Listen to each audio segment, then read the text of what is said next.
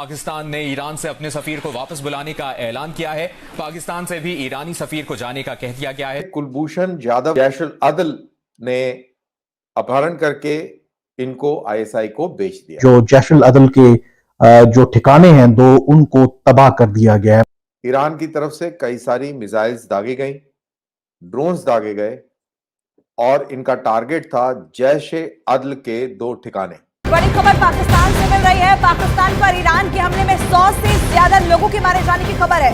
बलूचिस्तान में हुए ईरान के हवाई हमले में अब तक 100 से ज्यादा लोग मारे जाने की बात सामने आ रही है। इसलिए कि इस तरह की सर्जिकल स्ट्राइक जब इंडिया ने की थी या किसी भी तरफ से जब होती है तो पाकिस्तान की तरफ से असलियत को छुपाने की एक बहुत पुरानी रिवायत है और उसी को देखते हुए लगता नहीं है कि सिर्फ 2 बच्चों की जानें गई होंगी या इस किस्म के 3 लोग जख्मी हुए होंगे। We have also decided to suspend all high-level visits which were ongoing or were planned between Pakistan and Iran in the coming days. Iran ने कार्रवाई करी। इरानियन रेवोल्यूशन गार्ड्स ने इस ऑर्गेनाइजेशन को पूरी तरह तबाह कर दिया। इसका जो बॉस था उसको मार दिया। हमला वाकई जैश-उल-अदल के कैंप पर हुआ है। We have also informed them that Pakistan has decided to recall its ambassador from Iran. इसलिए कि ईरान या कोई भी कंट्री कहीं पर भी अगर सर्जिकल स्ट्राइक करती है तो यकीनन वो टारगेट तक पहुंचने की पूरी कोशिश करते हैं और जिस तरह की बताई जा रही है स्ट्राइक के उसमें मिसाइल्स भी इस्तेमाल हुए हैं। हेलो फ्रेंड्स, जय हिंद। हिंदुस्तान स्पेशल में आपका स्वागत है दोस्तों। जैसा कि दोस्तों आपने क्लिप में देखा, पाकिस्तान के आतंकी संगठन जैश-उल-अदल के लगभग 100 से ज्यादा आतंकी मारे जा चुके हैं। यह वही संगठन है जिसने मार्च 2016 में कुलभूषण यादव को ईरान के चाबहार से अगवा किया था। यादव के अपहरण करने के बाद यह आतंकी संगठन भारतीय खुफिया एजेंसी की रडार पर आ गया था।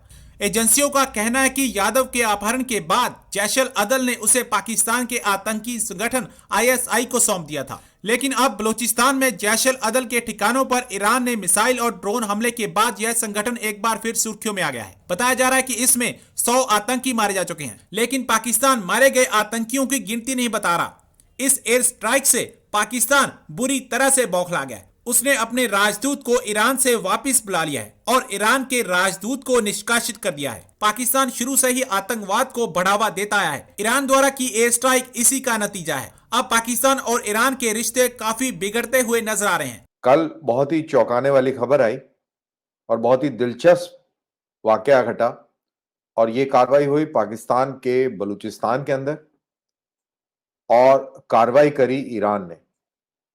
ईरान की तरफ से कई सारी मिसाइल्स दागी गई, ड्रोन्स दागे गए और इनका टारगेट था जैश-ए-अदल के 2 ठिकाने। अब ये जैश-ए-अदल कौन है? आप सबने कुलभूषण जाधव का नाम जरूर सुना होगा। ये भारतीय नौसेना के कमांडर हैं और प्री मैच्योर रिटायरमेंट के बाद ये अपना बिजनेस करते थे।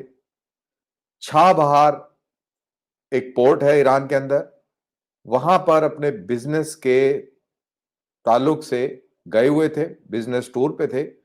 इनका यहां पर अपहरण हुआ और अपहरण के बाद खबर आई कि पाकिस्तान की ये हिरासत में है और इनको स्पाइंग के जुर्म में पकड़ लिया गया है। इंटरनेशनल कोर्ट ऑफ जस्टिस के अंदर भी गए, वहां भी पाकिस्तान को फटकार लगी और अभी भी फिलहाल वो आदमी पाकिस्तानी जेल में है। अब इस चीज का कैसे पता लगा? पाकिस्तान के अंदर जर्मन सफीर थे, एम्बेसडर थे, उन्होंने ये बात कही। उन्होंने ये बताया कि जैश-उल-अदल ने अपहरण करके इनको आईएसआई को बेच दिया है।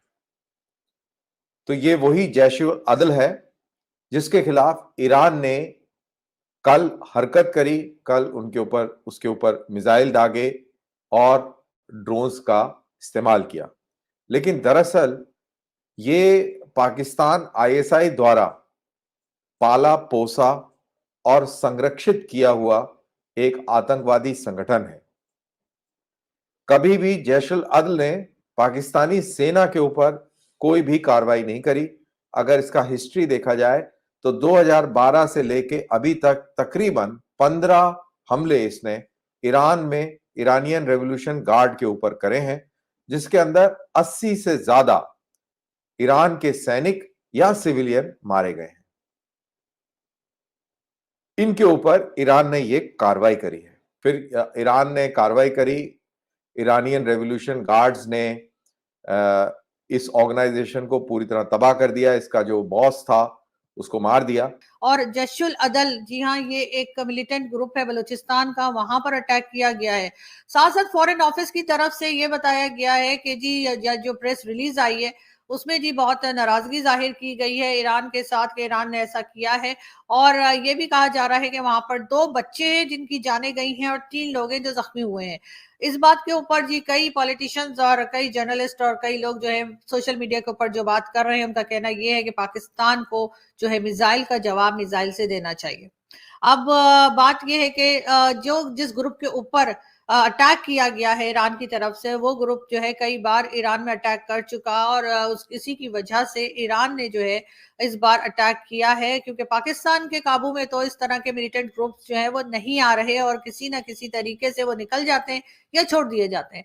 तो बहरहाल ईरान की तरफ से ये अटैक किया गया और उसके बाद जो है ये भी कहा जा रहा है कि जी जैसे मैंने आपसे कहा कि 2 बच्चों का बताया जा रहा है कि उनकी जानें गई हैं, लेकिन साथ साथ ये भी है कि कई लोगों को ये इंतजार है कि फुल एक कंप्लीट जो स्टेटमेंट है फॉरेन ऑफिस की तरफ से वो आ जाए या आईएसपीआर की तरफ से आ जाए, इसलिए कि इस तरह की सर्जिकल स्ट्राइक जब इंडिया ने की थी या किसी भी तरफ से जब होती है तो पाकिस्तान की तरफ से असलियत को छुपाने की एक बहुत पुरानी रिवायत है।